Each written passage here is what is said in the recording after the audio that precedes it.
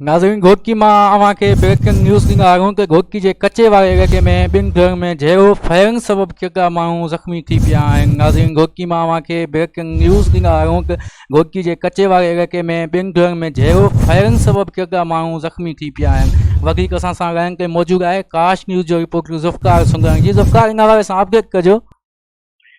जी बिल्कुल ज़रियनि में मालूम थियो आहे त घोटकी जे कचे वारे इलाइक़े में लोलाई बिरादरी जे ॿिनि धुरनि में जहिड़ो थी पियो आहे, जेको हिकु धुर मूसो लोलाई जी धुर सॼी वञे थी ऐं ॿी धुर जेकी आहे ॿी धुर आहे जेको हुन में पुराणे झेड़े जे तकरार में जेको हीउ झेड़ो थियो आहे जंहिंमें लांचर फेर थियो आहे।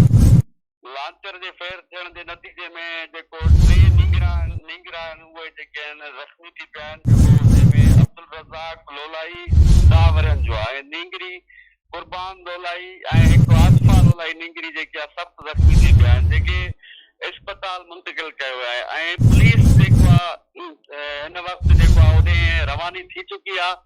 पर ज़राइनि में मालूम थी थियो आहे त उन झगड़े वारी हद जेको फायरिंग जारी आहे ऐं उते थी नथो सघे त पुलिस उते पहुचे ऐं पुलिस उते वञी का कार्रवाई करे। जी वॾी महिरबानी ज़ुफ़्कार अपडेट करण जी।